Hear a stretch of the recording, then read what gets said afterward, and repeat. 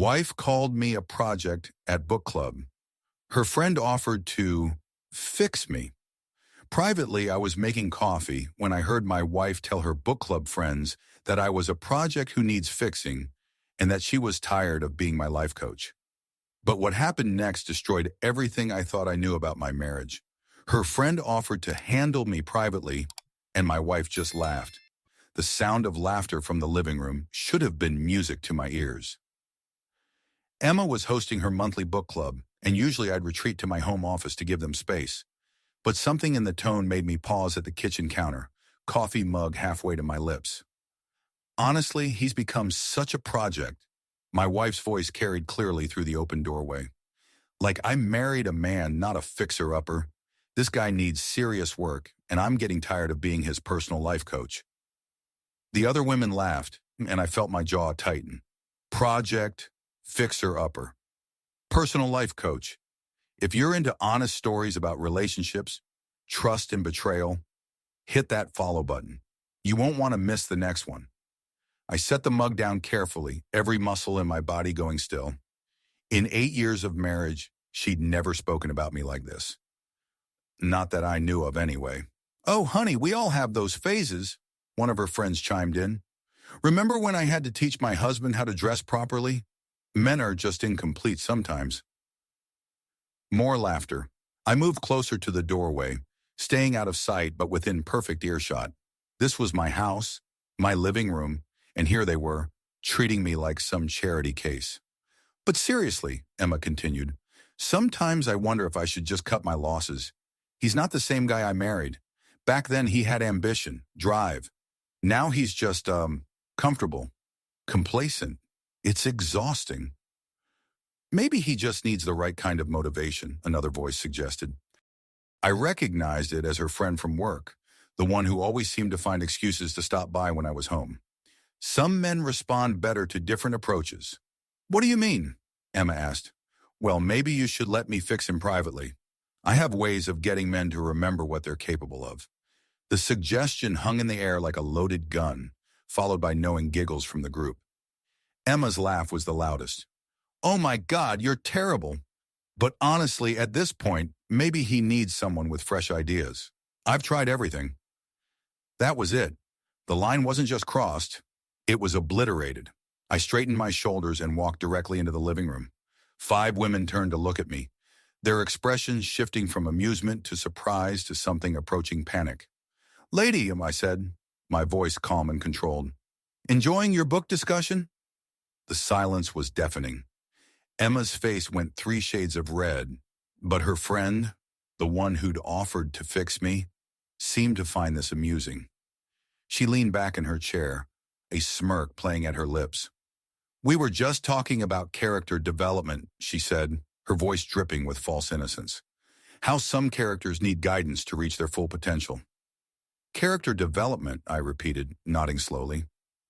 Interesting. And which character were you planning to develop privately? The other women shifted uncomfortably, but this one doubled down. Well, some characters are more challenging than others. They need someone who knows how to handle them properly, someone who can bring out their hidden strengths. Emma finally found her voice. Honey, we were just what? I turned to face her directly. Just discussing how your husband is a project who needs fixing? Just entertaining offers from your friend to handle me privately? Just having a good laugh about how exhausting it is to be married to me? The room went dead silent. Emma's mouth opened and closed like a fish out of water, but no words came out. Her friend, however, seemed to think this was all some kind of game. Oh, come on, she said, standing up and moving closer to me. Don't be so sensitive. We're just saying that every man could use some improvement. And honey, a man like you definitely needs some adjustments. Maybe someone who knows what she's doing could help you remember how to be a real man. The audacity was breathtaking. In my own living room in front of my wife, this woman was essentially propositioning me while insulting me at the same time. I looked at Emma, waiting for her to defend me, to shut this down, to show even a shred of loyalty to her husband. Instead, she just sat there frozen, caught between her embarrassment and her friend's boldness. You know what? I said, my voice getting quieter, more dangerous. I think this book club meeting is over. Actually, the friend continued, apparently mistaking my calm for weakness, I think we're just getting to the good part. Sometimes a man needs to be shown what he's missing, what he could have if he just applied himself properly. That was the breaking point. Not for me, I was ice-cold calm, but for Emma. She suddenly snapped back to reality, realizing how far this had gone, how badly she'd lost control of the situation. Everyone needs to leave, she said, standing up abruptly. Now! This meeting is over. But we were just... Another friend started. Now! Emma's voice cracked with panic. Everyone out! The women gathered their things quickly, some looking embarrassed, others confused. But the friend who'd started this whole mess took her time, making sure to brush past me on her way out. Call me if you change your mind, she whispered loud enough for Emma to hear. I know exactly what you need. As soon as the door closed behind them, Emma turned to me, her face a mixture of panic and desperation. Listen, that wasn't what it sounded like. We were just talking and things got out of hand and I held up a hand, stopping her mid-sentence. 8 years, I said quietly. 8 years of marriage, and this is what you really think of me. This is how you talk about me to your friends. No, that's not. And when your friend offered to fix me privately, you laughed. You entertained it. You sat there and let her disrespect both of us in our own home. The weight of what had just happened was finally hitting her. I could see it in her eyes, the realization that she'd crossed a line that couldn't be uncrossed. I'm sorry, she whispered. I'm so sorry. I didn't mean... Yes, you did, I said, my voice still deadly calm. And now I know exactly where I stand in this marriage. The silence stretched between us like a chasm. Emma stood there, tears forming in her eyes, waiting for me to explode, to yell, to give her something she could work with. Instead, I walked to the window and looked out at the street where her friends were getting into their cars, probably already texting each other about the drama they'd just witnessed. You want to know what's really exhausting? I said, not turning around. Being married to someone who sees you as a project. Someone who discusses your flaws with her friends like you're some broken appliance that needs repair. I didn't mean it like that, she said, her voice shaking. I was just venting. And you? What exactly were you venting about? What terrible burden have I become that requires you to seek comfort from women who think so little of me that they'd offer to seduce me in my own living room? I turned to face her and she flinched at what she saw in my eyes. Do you have any idea how that felt? Listening to my own wife give another woman permission to proposition me? She wasn't propositioning you. She was just joking around, being dramatic. Was she? I walked closer and she took a step back. Because it didn't sound like a joke when she told me she knew exactly what I needed. When she brushed against me on her way out. When she told me to call her if I changed my mind. The reality of what her friend had done was finally sinking in. I could see it in her face. The understanding that this wasn't just harmless girl talk that had gotten out of hand. This was betrayal on multiple levels. I'll talk to her, she said quickly. I'll make it clear that was inappropriate. I'll handle it. You'll handle it? I laughed, but there was no humor in it. The way you handled it when it was happening? The way you sat there and let her disrespect your marriage? The way you laughed when she offered to show me what I was missing? I panicked. I didn't know what to say. You didn't know what to say when another woman offered to seduce your husband in your own living room? I shook my head. The woman I married would have thrown her out immediately. The woman I married would have defended me, not joined in the attack. She was crying now. Ugly tears that streaked her makeup. I'm not that woman anymore, okay? I'm tired and stressed, and maybe I haven't been the best wife, but that doesn't mean, no, it doesn't mean you get to humiliate me for entertainment. It doesn't mean you get to treat me like some charity case that needs fixing. And it sure as hell doesn't mean you get to sit there while your friend offers to handle me privately. I moved to the couch where they'd all been sitting, picking up one of the wine glasses they'd left behind. You know what's funny? All these years, I thought we were a team. I thought we were building something together. But apparently I was just another project on your to-do list. That's not true, she sobbed. I love you. I've always loved you. Love? I set the glass down carefully. You just told 5 women that you married a fixer-upper who needs work, that you're tired of being my life coach. that maybe you should cut your losses. I looked directly at her. That doesn't sound like love to me.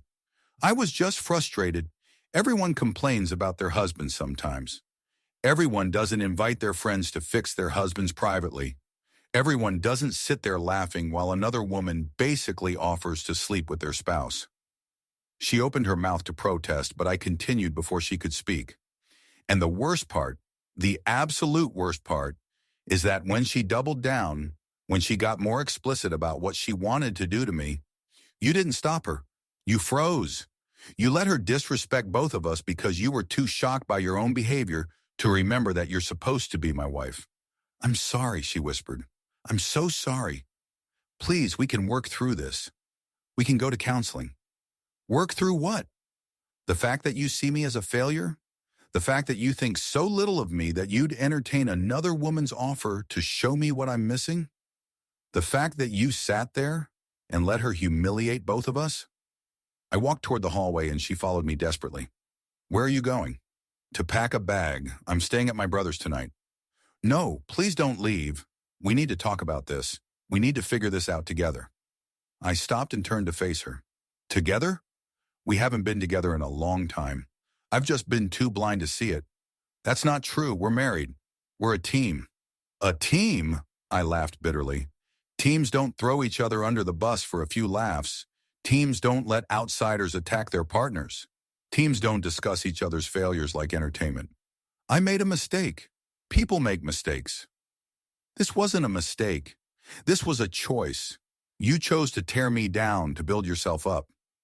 You chose to let your friend cross every line in our marriage. You chose to sit there and laugh while she offered to seduce me. I started up the stairs and she grabbed my arm. Please don't do this. Please don't leave me. I'll do anything to fix this. I stopped and looked down at her hand on my arm, then back at her face.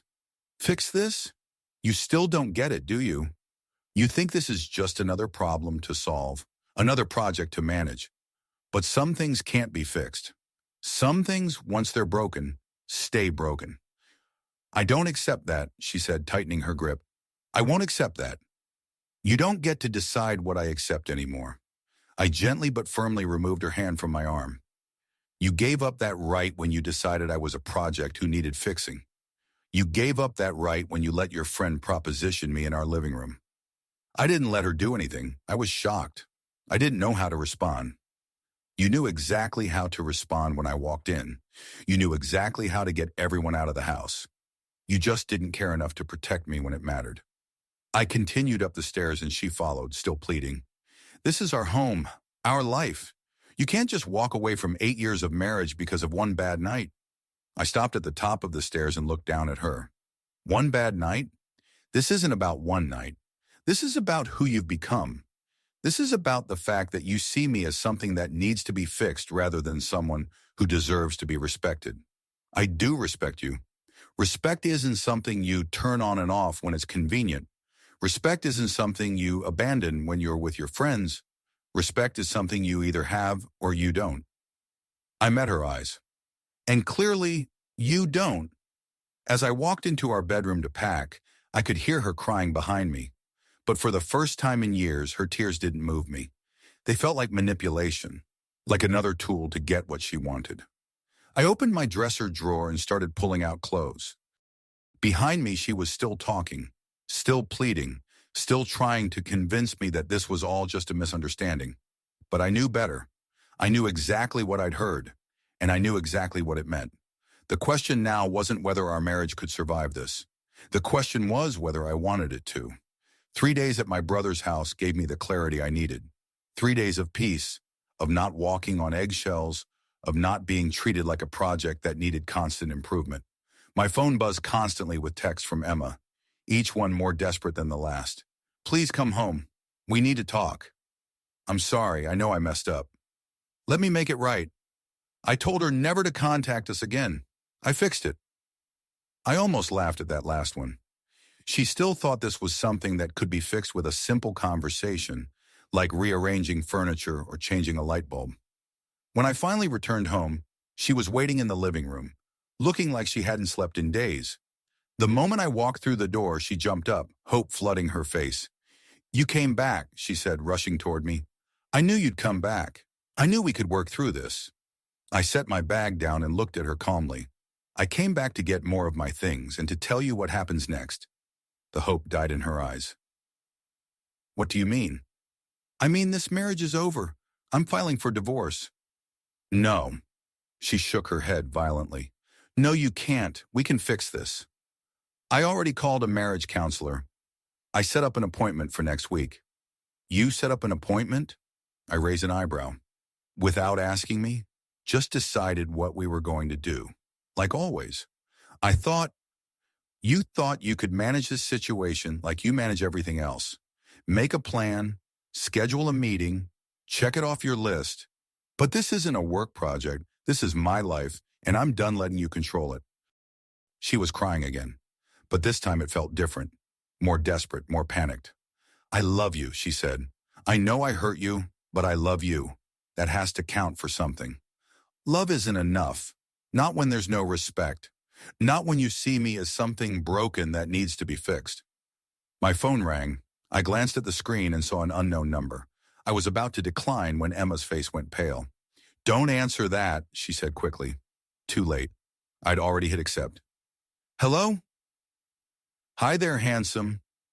The voice was sickeningly sweet, and I recognized it immediately. Emma's friend, the one who'd offered to fix me. What do you want? I asked, watching Emma's face crumble. I wanted to apologize for the other night. Things got a little out of hand, and I may have said some things that were inappropriate. May have, she laughed, a sound that made my skin crawl. Okay, I definitely said some things I shouldn't have. But I was thinking maybe we could meet for coffee just to clear the air. I'd hate for there to be any awkwardness between us. I looked at Emma, who was shaking her head frantically, mouthing, "Hang up" at me. Clear the air, I repeated. Is that what we're calling it? Well, I mean, there was obviously some tension the other night, and I think it's important that we address it properly, maybe without certain people around to complicate things. The audacity was breathtaking. She was essentially asking me to meet her behind my wife's back under the guise of an apology. I think you've said enough, I told her. Don't call this number again. Wait, don't hang up. I really think we should talk. There are things you need to know about your wife. Things she said. I ended the call and looked at Emma, who was standing there like a deer in headlights. Things she said? I asked quietly. What things? Nothing. She's just trying to cause trouble. She's always been dramatic, and now she's embarrassed about the other night, so she's trying to... What things? Emma's shoulders sagged. She's been telling people that you're not, that you don't satisfy me, that I've been complaining about our marriage for months. The hits just kept coming. You've been complaining about our marriage for months? Not complaining, just talking. Friends talk about their relationships. It's normal. Normal? I set my phone down carefully. It's normal to tell your friends that your husband doesn't satisfy you? It's normal to air our private business to anyone who will listen? I was frustrated. I needed someone to talk to. You needed someone to talk to? What about talking to me? What about discussing your problems with your actual husband instead of broadcasting them to your book club? She didn't have an answer for that. Or maybe she did, and she just knew I wouldn't like it. My phone rang again, same number. Don't answer it, Emma begged. I answered it. I told you not to call again. I know, but this is important. She's been lying to you about so many things. About how she really feels about you, about what she's been saying to us. You deserve to know the truth. I looked at Emma, who was mouthing, "She's lying at me." And you're going to tell me the truth? I asked. Out of the goodness of your heart? I'm going to tell you what you need to hear, what you deserve to hear. Meet me tomorrow at the coffee shop on 5th Street. 1 hour. Just give me 1 hour to show you what's really been going on. I'm not meeting you anywhere. Then you'll never know what she's really been saying about you, about your marriage, about why she's been so unhappy. Her voice dropped to a whisper. About the other men she's been talking to. My blood ran cold. I looked at Emma, whose face had gone completely white. What other men? Tomorrow, 1 hour, coffee shop on 5th Street. Don't tell her you're coming. She hung up before I could respond. The silence in the room was deafening. Emma stood there trembling, waiting for me to say something. Other men? I asked quietly. She's lying. She's trying to break us up because she's jealous. She's always been jealous of what we have. What we have? You mean the marriage where you tell your friends I'm a project who needs fixing? Where you let them proposition me in our living room? Where you discuss our private life with anyone who will listen? That's not what this is about. No. Then what is it about? What other men have you been talking to? What has she been saying about me that's so much worse than what I already heard? Nothing. There's nothing worse because there's nothing to hide. But her voice cracked when she said it, and I knew she was lying. You know what? I said, picking up my phone. Maybe I will meet her for coffee. Maybe it's time I heard the whole truth. No! She grabbed my arm. Please don't. She'll lie to you. She'll twist everything around. She'll make it sound worse than it is. Worse than what? What could possibly be worse than what I already know? She started crying again, but this time I didn't care. This time her tears felt like an admission of guilt. I never meant for any of this to happen, she sobbed. I never meant to hurt you. But you did hurt me, and apparently you've been hurting me for months without me even knowing it. I walked toward the stairs and she followed me. Where are you going? To pack more things, and tomorrow I'm going to find out exactly what kind of woman I married. Please don't meet her. Please don't let her poison you against me. I stopped and turned to face her. Poison me against you? You did that all by yourself. She's just offering to show me how deep it goes.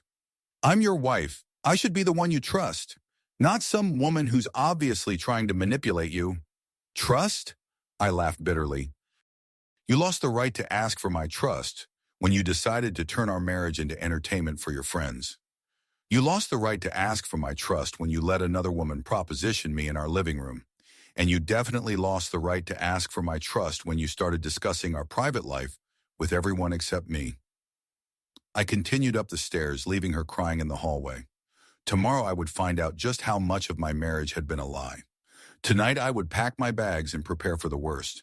Because something told me that what I'd already discovered was just the tip of the iceberg. The coffee shop on 5th Street was busier than I expected for a Thursday afternoon. I arrived 10 minutes early, choosing a corner table where I could see the entire room. I wasn't sure what game this woman was playing, but I was going to control as much of the situation as possible. She walked in exactly on time, scanning the room until she spotted me. Today she looked different, more subdued, less predatory. She'd traded her usual tight dress for jeans and a sweater, probably trying to appear more trustworthy. Thank you for coming, she said, sliding into the seat across from me. I wasn't sure you would. I'm here for information, nothing else. She nodded, ordering a latte when the waitress came by. I stuck with black coffee, wanting to keep this short. I know you think I'm the villain in this story, she began, but I'm not. I'm just someone who's watched a good man get destroyed by a woman who doesn't deserve him. Get to the point. Your wife has been complaining about you for over a year, not just venting, systematically tearing you down to anyone who will listen. She's told us you're boring in bed, that you've let yourself go, that you have no ambition. I kept my expression neutral, though each word felt like a knife. And you believed her. At first, yes, but then I started paying attention when I was around you too. You're not boring. You're not lazy. You're just married to someone who's never satisfied with anything. Why are you telling me this? She leaned forward, lowering her voice. Because she's been doing more than just complaining. She's been testing the waters with other men. Online at first, then in person. My blood ran cold. What kind of testing? Dating apps. She told us she was just looking to see what was out there, that she wasn't going to do anything. Just wanted to feel desired again. And you believe that? I believed it until I saw her having lunch with some guy last month. Very cozy, very intimate. When I asked her about it, she said it was just a friend from work. A friend from work, I repeated. That's what she claimed. But I work with her, and I'd never seen this guy before in my life. I processed this information slowly. Dating apps, secret lunches, a year of complaints about me to her friends. Why didn't you tell me this before? Why wait until now? Because I thought she'd come to her senses. I thought she'd realize what she was risking. But after the other night, after seeing how she let me talk to you like that, I realized she's past the point of no return. So you decided to be the hero? I decided to be honest, something your wife clearly doesn't know how to do. I sat back in my chair, studying her face. And what do you get out of this? What's your angle? No angle, just... She had the grace to look embarrassed. I may have developed feelings for you over time, but that doesn't change the fact that what I'm telling you is true. At least she was being honest about her motivations. Do you have proof about the dating apps, the lunch meetings? I have screenshots of her profile. She used a fake name, but it's definitely her photo. She pulled out her phone, scrolling through her photos until she found what she was looking for. She turned the screen toward me, and there it was, Emma's face on a dating profile, smiling at the camera in a photo I'd never seen before. The profile read, "Looking for someone who appreciates adventure and passion. Life's too short to settle for ordinary." I stared at the screen, feeling something cold settle in my chest. When was this taken? The profile was active 3 weeks ago. I took this screenshot the day after I saw her with the mystery man. 3 weeks ago. While I was working late, thinking I was providing for our future, she was online looking for someone who appreciated adventure and passion, someone who wasn't ordinary, someone who wasn't me. There's more, she said softly. The lunch wasn't a one-time thing. She's been meeting him regularly, usually on Thursdays when you work late. How do you know this? Because I followed her. I know how that sounds, but I was worried about you. I wanted to be sure before I said anything. I handed her phone back, my hands steadier than I felt. What else? She's been planning to ask you for a trial separation. She told us last week that she wanted to explore her options while keeping you as backup in case it doesn't work out. Backup. Her words, not mine. She said you were safe and that she could always come back to you if she needed to. The pieces were falling into place now. The increased criticism, the complaints to her friends, the way she'd been treating me like a project that needed fixing. She'd been building a case against me, creating justification for what she was planning to do. Why should I believe you? I asked. You admitted you have feelings for me. This could all be lies designed to break up my marriage. It could be, she agreed, but you know it's not. You know something's been wrong for months. You know she's been different. This just explains why. She was right. I had known something was wrong. I'd just been too trusting, too willing to believe her explanations, too focused on trying to be a better husband to see what was really happening. What do you want from me? I asked. Nothing. I just wanted you to know the truth before you waste any more time trying to save something that's already dead. And if I divorce her, then you'll be free to pursue whatever this is between us. Whether that's me or someone else doesn't matter. What matters is that you stop letting her destroy you. I stood up, throwing money on the table for my coffee. I need to think about this. Of course, but don't think too long. She's planning to make her move soon. The trial separation conversation is coming, probably within the next week. How do you know that? Because she asked me to help her practice what she was going to say. She wanted to make sure she sounded reasonable and caring instead of selfish and cruel. I walked out of the coffee shop with my head spinning. Everything made sense now. The complaints, the criticism, the way she'd been treating me like an inconvenience rather than a husband. She'd been preparing her exit strategy while I'd been trying to save our marriage. When I got home, she was waiting in the kitchen, her face anxious and hopeful. How did it go? She asked carefully. Interesting conversation. She lied to you, didn't she? I knew she would. She's been jealous of us for years. Us? I looked at her with new eyes. There is no us. There hasn't been for a long time. What do you mean? I mean, I know about the dating profile. I know about the lunch meetings. I know about your plan to ask for a trial separation so you can explore your options while keeping me as backup. The color drained from her face. She told you that? She showed me proof, screenshots, photos, dates, times, everything. It's not what it looks like. I was just confused. just trying to figure out what I wanted. You figured out what you wanted. You wanted to see if you could do better than me while keeping me around in case you couldn't. That's not true. Then explain the dating profile. Explain the secret meetings.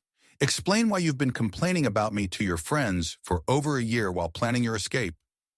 She opened her mouth, then closed it, then opened it again. No words came out because there were no words that could explain this away. I need you to pack a bag and leave, I said calmly. Tonight. This is my house too. This is our house, and I'm not sharing it with someone who's been betraying me for months. You can stay with one of your friends, maybe the one who's been helping you plan your exit strategy. I'm not going anywhere. We need to talk about this. We need to work through this together. There's nothing to work through. You made your choice when you created that dating profile. You made your choice when you started meeting other men. You made your choice when you decided I was just a backup plan. I walked toward the stairs and she followed me. Please don't do this. Please give me a chance to explain. Explain what? That you've been lying to me for months? That you've been preparing to leave me while pretending to work on our marriage? That you've been discussing our private life with your friends while exploring your options behind my back? I was confused. I didn't know what I wanted. You knew exactly what you wanted. You wanted to have your cake and eat it too. You wanted to keep me around as a safety net while you shopped for an upgrade. I reached the top of the stairs and turned to face her. Pack a bag, leave tonight. Don't come back until you decide whether you want to be married or divorced. But decide quickly, because I'm not waiting around while you figure out if you can do better than me. And if I choose to stay married, then you'll have to earn back what you threw away. And frankly, I don't think you have it in you. For the first time since this whole mess started, I felt like I was back in control. She could take her dating profile, her secret meetings, and her backup plan and figure out what they were worth without me. The trial separation she'd been planning? She was about to get it, whether she wanted it or not. She didn't leave that night, or the next. Instead, she launched a campaign of desperation that would have been pathetic if it wasn't so calculated. Flowers appeared on my nightstand. My favorite meals were prepared and left waiting. She even bought tickets to a concert I'd mentioned wanting to see months ago. I canceled my dating profile, she announced on the third day, waving her phone at me like it was some grand gesture. I deleted everything. I told him I couldn't see him anymore. Him, the guy from lunch. It was nothing serious, just someone to talk to, but it's over now. Completely over. I didn't respond. I was too busy meeting with divorce attorneys and moving money into accounts she couldn't access. Amazing how quickly you can disentangle a life when you're motivated. I know you're angry, she continued, following me around the kitchen. I know I made mistakes, but we can fix this. We can be better than we were before. We? Yes, we. I know I have work to do, but you have to meet me halfway. You have to be willing to forgive. I turned to face her. Forgive what exactly? The year of complaints about me? The dating profile? The secret meetings? The plan to use me as backup while you explored your options? I was going through something. I was confused about what I wanted. You were going through something? I laughed. What about what I was going through? What about working extra hours to pay for this house while you were online, looking for someone who appreciated adventure and passion? I never meant for you to find out like this. You never meant for me to find out at all. You meant to blindside me with a trial separation speech after you'd already lined up my replacement. The doorbell rang, interrupting her response. She looked at me hopefully, as if a delivery might somehow save our marriage. I opened the door to find a process server with legal documents. Divorce papers, filed and ready for her signature. What is this? She asked, her voice shaking as she read the papers. Your freedom, the adventure and passion you've been looking for. I don't want a divorce. You wanted a trial separation. This is better, cleaner, more honest. No more pretending. No more backup plans. No more lies. She dropped the papers like they were on fire. I was scared. I was having a midlife crisis or something. People make mistakes when they're scared. Scared of what? Being married to me? Being stuck with someone ordinary? Scared of being invisible? Scared of being boring? Scared of missing out on life? So you decided to make me invisible instead. You decided to treat me like furniture while you figured out what you really wanted. That's not what I did. That's exactly what you did. And now you're upset because I'm not waiting around for you to decide if I'm worth keeping. My phone buzzed, a text from her friend. How are you holding up? I'm here if you need to talk. I showed her the message, and her face went white. She's been texting you every day or since our coffee meeting, checking on me, offering support. Funny how your friend is treating me better than my own wife has in months. She's trying to steal you from me. Steal me? You can't steal something that's been abandoned. You can't steal something that's been treated like a backup plan. I never abandoned you. You abandoned me the moment you decided I wasn't enough. You abandoned me when you started looking for someone better. You abandoned me when you began planning your exit strategy. I picked up the divorce papers and held them out to her. Sign these. End this cleanly. We'll both be better off. I won't sign them. I won't give up on us. There is no us. There hasn't been for a long time. I was just too blind to see it. Then I'll fight this. I'll contest the divorce. I'll make this as difficult as possible.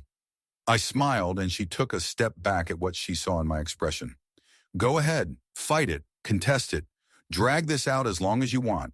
But while you're fighting to keep a marriage you already destroyed, I'll be moving on. I'll be finding someone who actually wants to be with me, not someone who sees me as a safety net.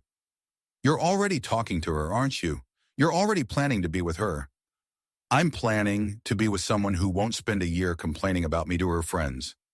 Someone who won't create dating profiles behind my back. Someone who won't treat me like a project that needs fixing. She's using you. She's manipulating you to get what she wants. What she wants is to be with someone who appreciates her. What you wanted was to keep me around while you shop for an upgrade. There's a difference. I walked to the door and opened it. You have 24 hours to decide. Sign the papers and we'll do this amicably. Fight it, and I'll make sure everyone knows exactly why this marriage ended. Your choice. You can't kick me out of my own house. I can, and I am. This house was my investment before we got married. The mortgage is in my name. The deed is in my name. You can stay with one of your friends, maybe the one who helped you plan your trial separation. I'm not leaving. Then I'll have you removed. Your choice. For the first time since this whole mess started, I saw fear in her eyes. Real fear. The kind that comes from realizing you've pushed someone too far and there's no going back. Please, she whispered, please don't do this. I love you. You loved having me as an option. You loved knowing I'd be there if nothing better came along. But you never loved me enough to be faithful to me. I was faithful. I never slept with anyone else. You were shopping for my replacement while pretending to be my wife. That's not faithful. That's just technically celibate. I closed the door behind her as she left, finally giving me the silence I'd been craving. Tomorrow she would either sign the papers or begin a war she couldn't win. Either way, I was done being her backup plan. 6 months later, I was a different man. Not the project she'd wanted to fix, but the man I'd always been underneath all her criticism and complaints. The divorce had been finalized 3 months ago after she'd signed the papers, finally understanding that her backup plan had expired. I bought a house across town, smaller but entirely mine. No shared memories in the walls, no ghosts of failed promises in the furniture, just clean space and possibility. My phone rarely rang anymore, which was exactly how I liked it. No more desperate texts, no more manipulation disguised as apologies. The silence was golden. That's why I was surprised when the doorbell rang on a rainy Thursday evening. Through the peephole, I saw her, my ex-wife's friend, the one who'd exposed everything. She looked different, vulnerable, standing in the rain without an umbrella. I'm sorry to bother you, she said when I opened the door. My car broke down a few blocks from here. The tire went flat and I don't have a spare. There's a gas station 3 blocks north, I said, not moving from the doorway. I know, but it's closed. And my phone died. I was hoping I could use yours to call roadside assistance. I studied her face. She looked genuinely distressed, not manipulative. Her hair was wet from the rain, and she was shivering slightly. Come in, I said, stepping aside. You can use my phone. Thank you. I really appreciate this. She stepped inside, and I handed her my phone. While she made her call, I got her a towel for her hair. They said it'll be 2 hours, she said, hanging up. I can wait outside if you want. In the rain? Don't be ridiculous. Coffee? That would be amazing. I made coffee while she dried her hair, and we settled into my living room. The silence was comfortable, not awkward. You look good, she said finally. Happy. I am happy. Happier than I've been in years. I'm glad. You deserve that. What about you? How are things? She shrugged. Different. I lost most of my friends when I told you the truth. Apparently, the unwritten rule is that you don't interfere in other people's marriages, even when they're destroying good people. You did the right thing. Did I? Sometimes I wonder if I was just being selfish. If I told you because I genuinely wanted to help, or because I wanted you for myself. Does it matter? Either way, you saved me from wasting more time on something that was already dead. She's been calling me, she said quietly, asking about you, wanting to know if we're together. Are we? I don't know, are we? I looked at her, really looked at her. She was attractive, intelligent, honest, everything my ex-wife had pretended to be. But more than that, she was here in my living room, not because she wanted something from me, but because she needed help and trusted me enough to ask for it. I don't know either, I said, but I'm not opposed to finding out. She smiled, the first genuine smile I'd seen from her. I'd like that. What about the complications, the history, the fact that you used to be friends with my ex-wife? What about them? We're both adults. We both know what we want and what we don't want. Everything else is just noise. You're right, it is just noise. She moved closer to me on the couch, and I didn't pull away. For the first time in months, I felt genuinely interested in someone. Not desperate, not needy, just interested. I should probably tell you, she said. The car thing wasn't entirely an accident. What do you mean? I mean, I was driving around your neighborhood, hoping to see you.